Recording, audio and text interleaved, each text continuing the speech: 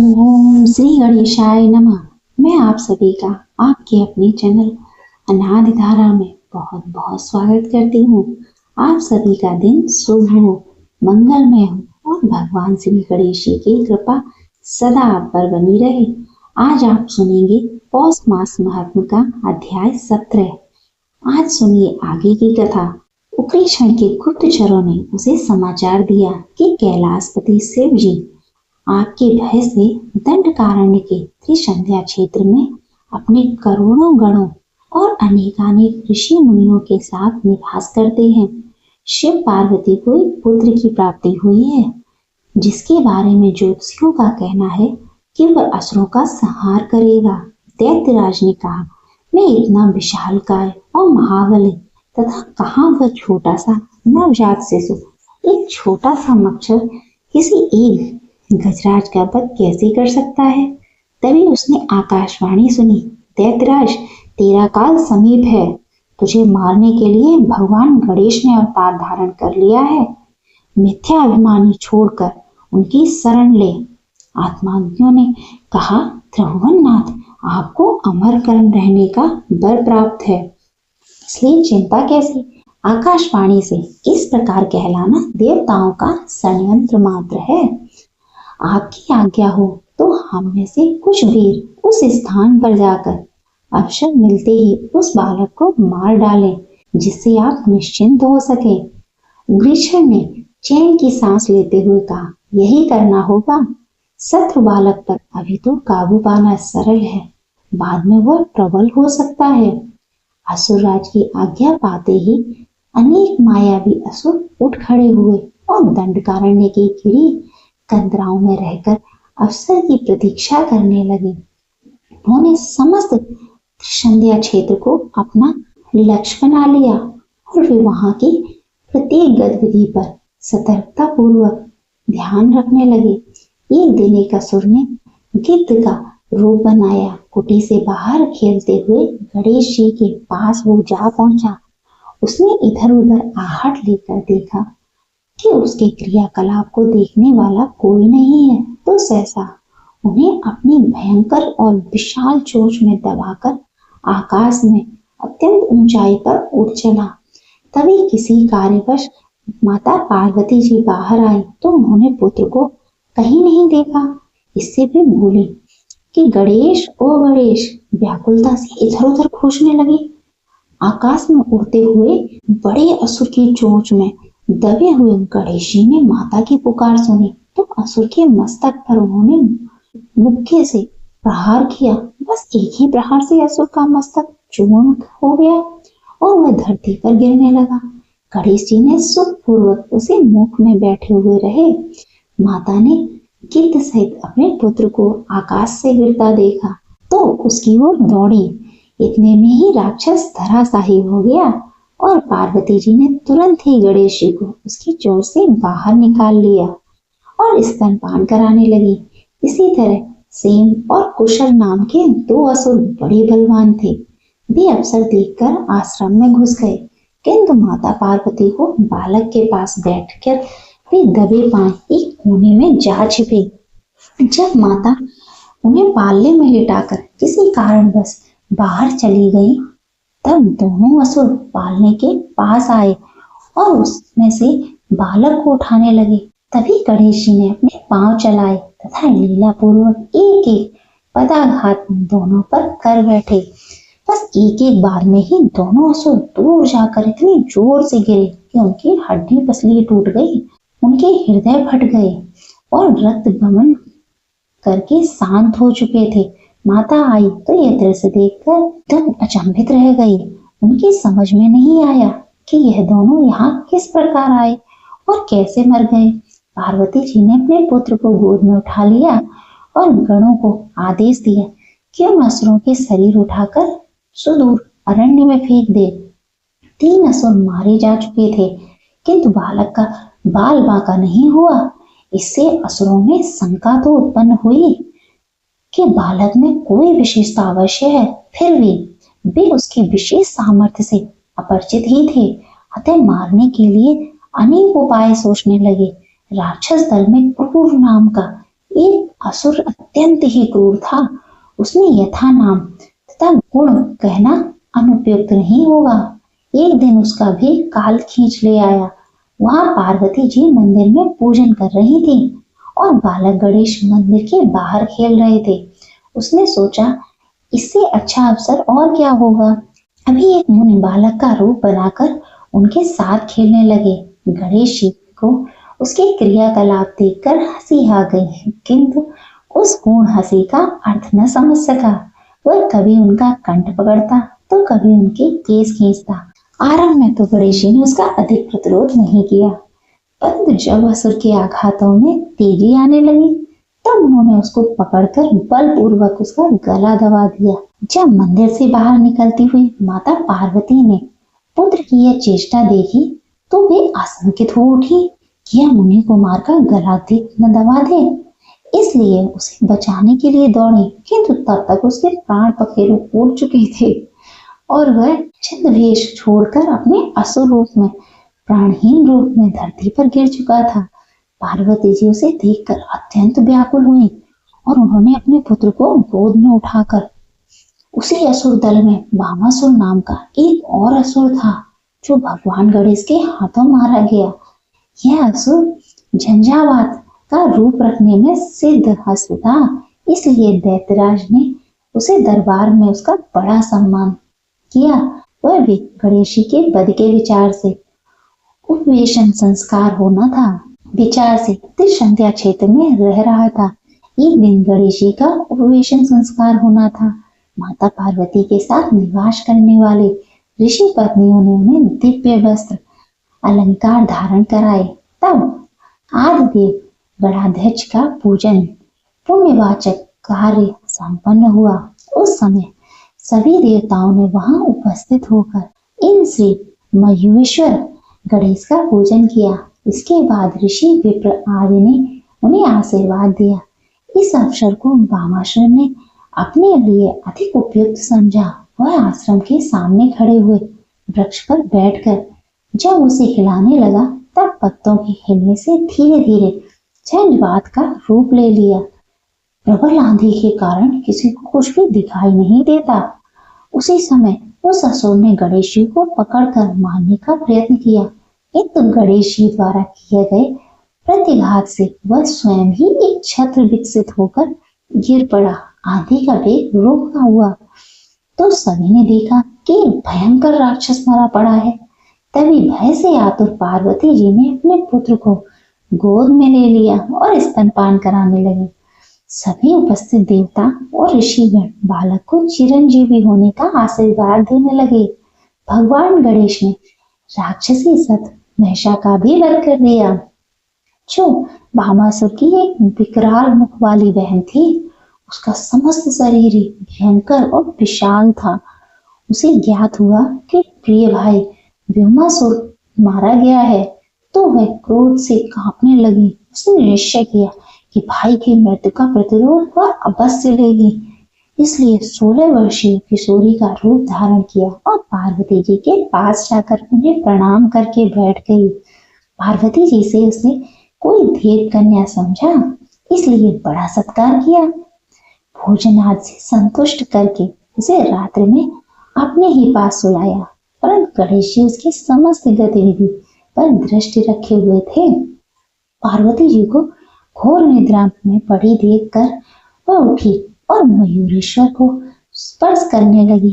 तभी सहसा उन्होंने उस राक्षसी के कान और नाक पकड़ लिए। राक्षसी ने अपने को छुड़ाने का प्रयत्न किया, किंतु छोड़ने की अपेक्षा पकड़ पड़ती गई। पर्वत के समान दबाव से छटपटाती हुई राक्षसी चित्कार कर उठी।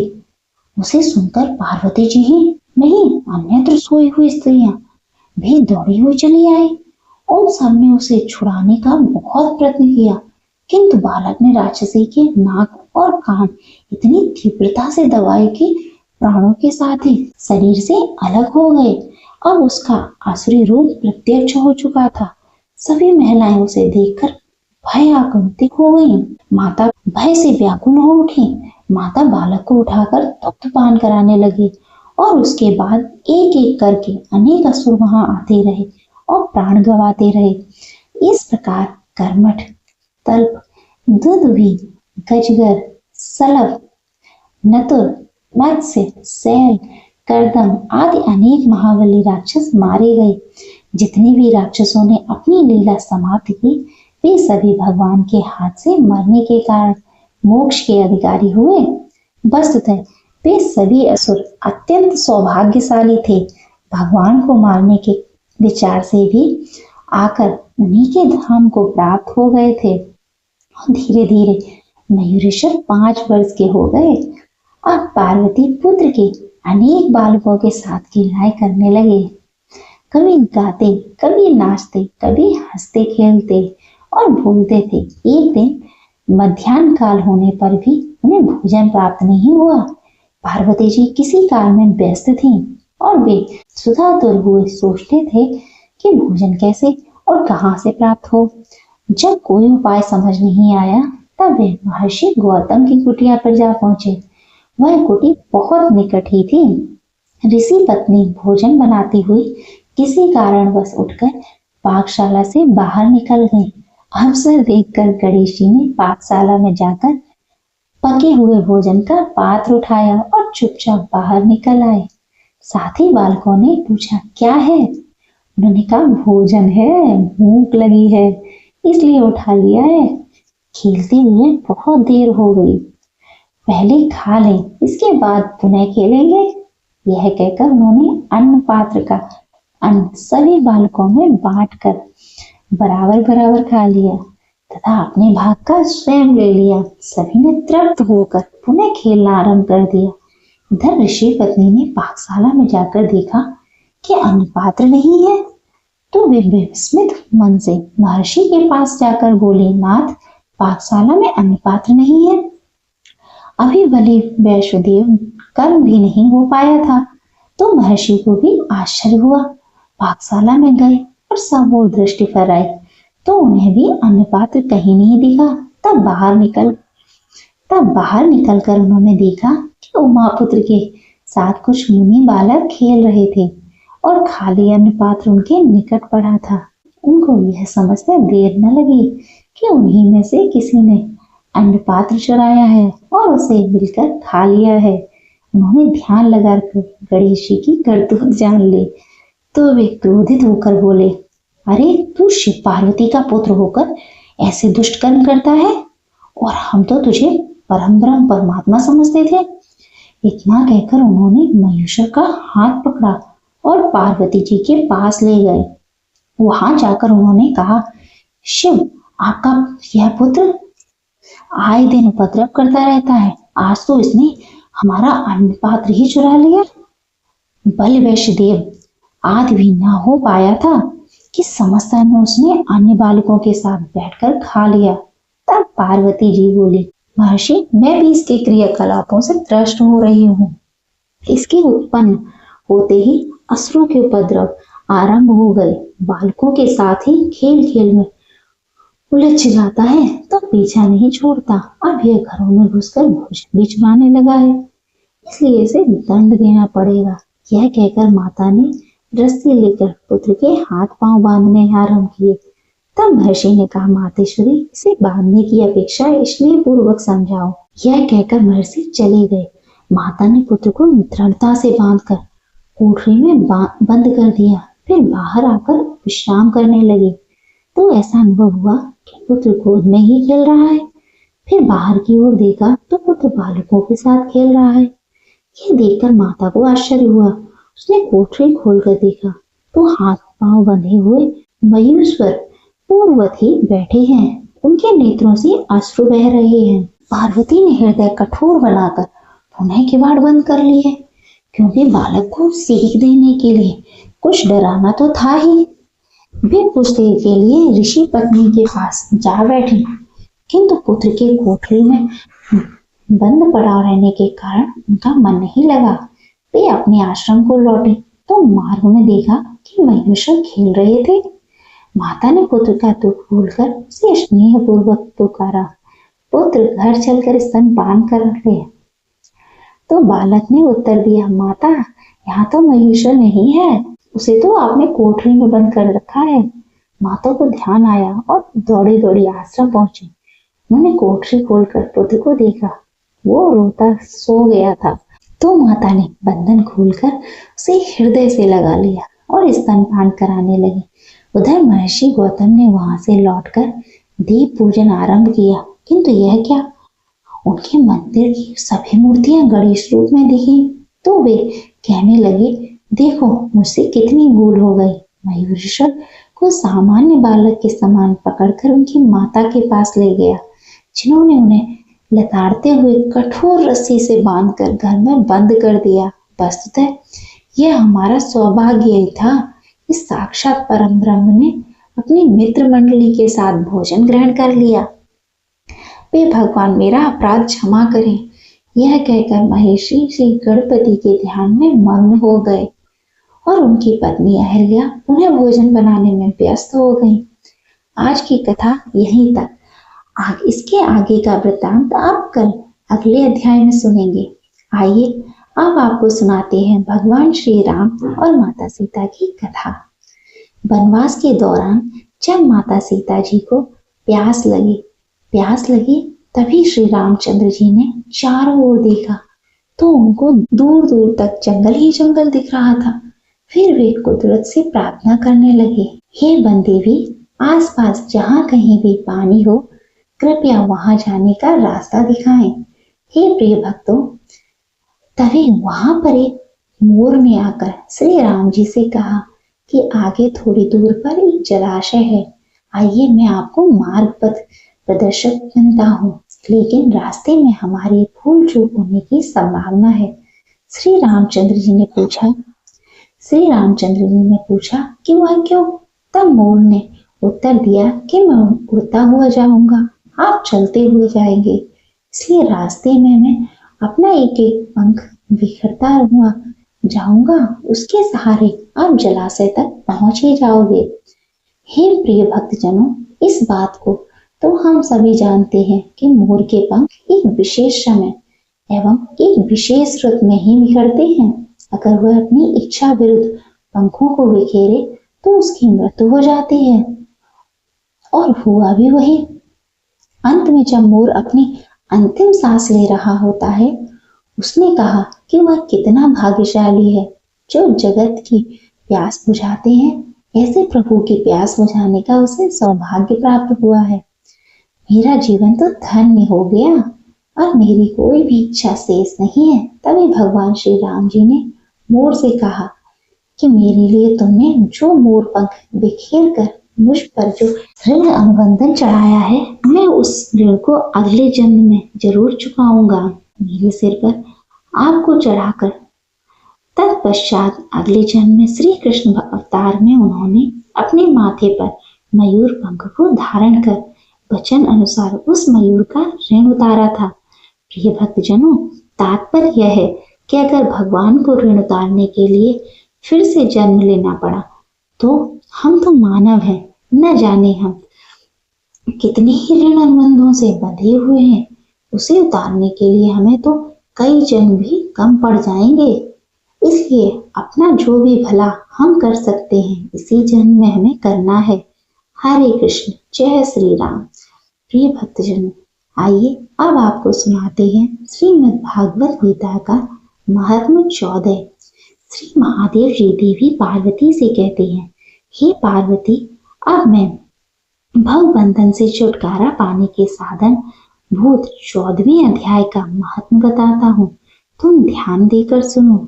सिंगल द्वीप में विक्रम बेताल नामक एक राजा था जो सिंह के समान पराक्रमी और कलाओं के भंडार थे। एक दिन वे शिकार खेलने के लिए उत्सुक होकर राजकुमारों के साथ 2 युवतियों को साथ लेकर वन गए। वहां पहुंचने पर उन्होंने तीव्र गति से भागते हुए खरगोश के पीछे अपनी कुतियों को छोड़ दी। उस समय सब प्राणियों के देख खरगोश इस प्रकार भागने लगा मानो कहीं उड़ गया है। दौड़ते दौड़ते बहुत थक जाने के कारण वह एक बड़े गहरे गड्ढे में गिर गया। गिरने पर भी कुतियों के हाथ नहीं आया और उस स्थान पर जा पहुंचा जहां का वातावरण बहुत ही शांत था वहां हरण निर्भय होकर सब और वृक्ष की छाया में बैठे थे। बंदर भी अपने आप टूटकर गिरे हुए नारियल के फलों को पके हुए आमों से पूर्ण तृप्त रहते थे। वहां सिंह हाथी के बच्चों के साथ खेलते और सांप निडर होकर मोर के पंखों में घूम जाते थे। उस स्थान पर एक आश्रम के भीतर वत्स नामक मुनि रहते थे, जो जितेंद्रिय और शांत भाव से निरंतर गीता के 14वें अध्याय का पाठ किया करते थे। आश्रम के पास ही वत्स मुनि के किसी शिष्य ने अपना पैर धोया था, जिसके जल से वहां की मिट्टी गीली हो गई थी। खरगोश का जीवन कुछ शेष था। वह हांफता हुआ आकर उसी कीचड़ में गिर पड़ा। उसके स्पर्श मात्र से ही खरगोश दिव्य विमान पर बैठकर स्वर्ग लोक को चला गया। फिर कुतिया भी उसका पीछा करती हुई आई। वहां उसके शरीर में भी कीचड़ के कुछ छींटे लग गए। फिर भूख प्यास की पीड़ा से रहित होकर कुतिया का रूप त्याग कर उसे दिव्यांगना का रमणीय रूप धारण कर लिया तथा गंधर्वों से शोभित दिव्य विमान पर आरूढ़ होकर वह भी स्वर्गलोक को चली गई। यह देखकर मुनि ने मेधावी शिष्य सिकंदर हंसने लगे। उन दोनों के पूर्व जन्म के वर का कारण सोचकर उन्हें बड़ा विस्मय हुआ था। उस समय राजा के नेत्र भी आश्चर्य से चकित हो उठे।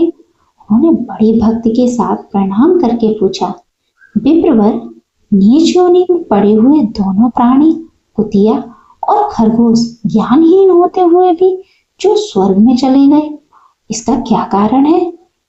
इसकी कथा सुनाएं।